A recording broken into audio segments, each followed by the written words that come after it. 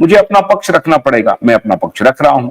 अब ये आपका अधिकार है, हमारे पक्ष से आप सहमत हो या असहमत हो, ये आपका अधिकार है, मैं उसमें कुछ नहीं कह सकता। लेकिन जब आप आक्षेप करेंगे तो दुख होता है, तकलीफ होती है। कोई साथी ज्वाइन कर रहे हैं? बारी बारी से ज्वाइन करते हैं, चर्चा को आगे बढ़ाते हैं। ज्वाइन करिए। सतीश जी, बहुत बहुत स्वागत है आपका, बहुत लंबे समय बाद ज्वाइन कर रहे हैं। पारस चौबे जी, स्वागत है आपका। पूर्णचंद्र जेना, बहुत स्वागत है आपका।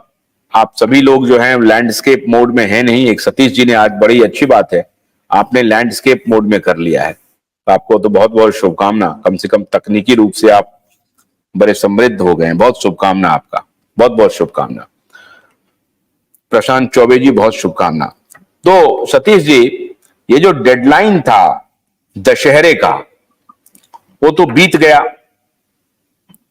कोई खबर आई आप लोगों को? क्या इस दौरान दशहरे में बड़ी आशा थी कि निवेशकों को कुछ 50,000 से 1 लाख 5 लाख रुपए तक मिलेंगे? कोई इस तरह की रिपोर्ट है? किसी को 1 लाख रुपए मिले, किसी को 5 लाख रुपए मिले, या 50,000 से 1 लाख रुपए तक के जो आवेदन को स्वीकार करने की बात थी, ऐसा हुआ क्या? कोई जानकारी है? धन्यवाद पाठक जी। पहले तो आपको दशहरे की बहुत बहुत हार्दिक शुभकामनाएं। मंच पर जो हमारे सभी साथी हैं, उन सभी साथियों को दशहरे की हार्दिक शुभकामनाएं और नमस्कार।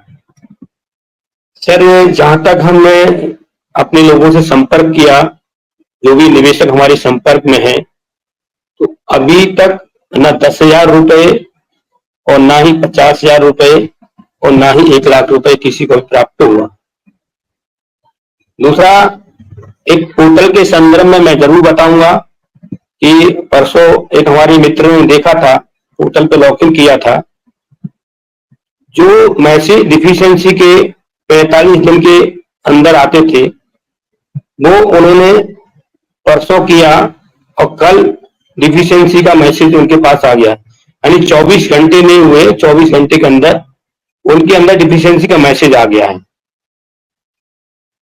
दूसरा, मैंने एक आपको आज पीडीएफ फाइल जो भुगतान हमारे ग्वालियर में हुए हैं, वो मैंने आपको भेजी है। आपके प्रभात जी को भी भेजी थी, विजय जी को भी भेजी थी।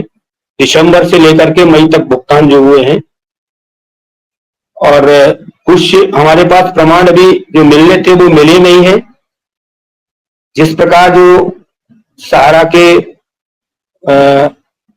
खरे सिपाही या प्रबंधन के साथी, उनको कुछ पैसा ब्रांच से कुछ उन लोगों को व्यक्तिगत दिया गया है, और उसका प्रमाण मेरे पास जैसे मिलेगा मैं आपको दूंगा। तो मैं यहाँ पर ये देश के सामने आपके मंच पर एक अपील कर रहा हूं कि जो हमारे निवेशक हॉस्पिटल में बीमारी से जूझ रहे हैं, आपके मंच पर मैंने निवेदन किया, आग्रह किया कि उनको कुछ मदद मिल जाए, लेकिन उनको तो नहीं मिली।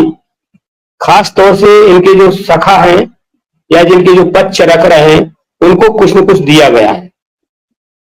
दूसरा, मैंने एविडेंस जो आपके पास भेजे दिसंबर से लेकर के मई तक, वो इसलिए मैंने भेजे कि उसमें सीआरसीएस कहां चला गया कि इनको पेमेंट किया। कानून तो पूरे देश के लिए है सर, ऐसा नहीं है कि सीआरसी के माध्यम से पेमेंट होगा। सारा प्रबंधन के अधिवक्ता हाई कोर्ट में और कंज्यूमर कोर्ट में जाते हुए ये कहते हैं कि अब आप लोग सीआरसी में जाएं, भुगतान वहां से हुआ, सुप्रीम कोर्ट ने आदेश कर दिया है। ऐसा इन्होंने कंज्यूमर कोर्ट में भी, हाई कोर्ट में भी कहा है, और जमानत कई लोगों की मिल चुकी है।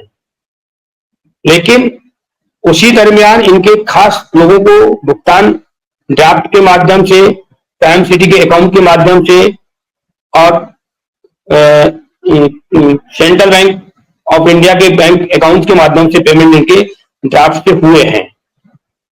ऐसे इनके कितने खास लोग हैं, इनको पेमेंट हुए हैं। बाकी लोग देश के परेशान हैं, कोई बीमारी से परेशान है, कोई बेटी की शादी के लिए परेशान है, कोई अपनी बच्चे की पढ़ाई की फीस भरने के लिए परेशान है। कुल मिलाकर के